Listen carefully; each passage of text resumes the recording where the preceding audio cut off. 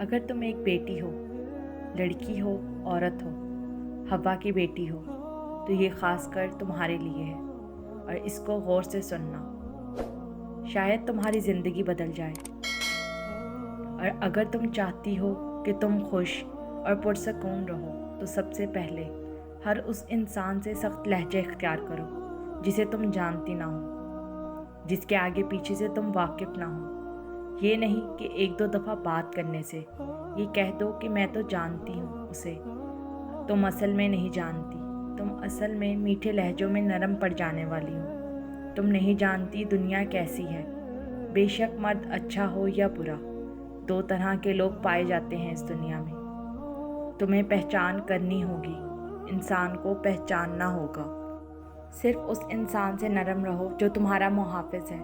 ہر ہنسنے والا تمہارا سگا نہیں ہے، تمہیں خود کو خود ہی پروٹیکٹ کرنا ہے۔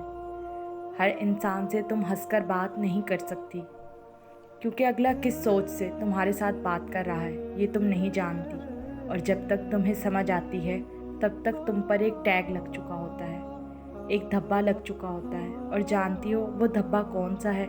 بدکاری کا۔ اور یہ ٹیگ لگانے والے تمہارے دوست، گھر والے، تمہارے آس پاس سب شامل ہوتے ہیں۔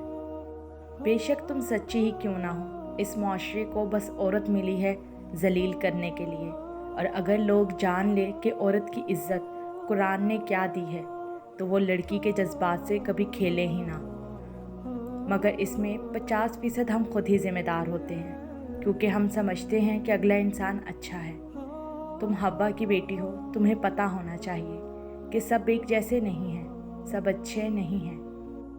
بس تم پر فرض ہے کہ تم سب سے سخت لہجہ اختیار کرو اور اپنے اوپر حرف نہ آنے دو کہ تم بدکار ہو یا کسی سے گھلنے ملنے والی ہو۔ پھر تم اچھی اور سچی نہیں ہوگی، تمہیں غلط کہہ دیا جائے گا۔ جب ایک بار تہمت لگ جائے تو صدیاں لگ جاتی ہیں اسے صاف کرنے میں۔ تمہارے لیے مریم اور یوسف کا واقعہ بھی بہت ہے کہ الزام لگانے والے پاک اور بد کردار نہیں دیکھتا، اسے الزام لگانا ہے اور تمہارے پر کتابیں لکھنی ہیں۔ اس لیے بہتر ہے کہ اپنے لہجے کو اپنا ہتھیار بنا لو اور اپنی زندگی کو پرسکون کر لو، پھر دیکھو سب بہتر سے بہترین ہو جائے گا۔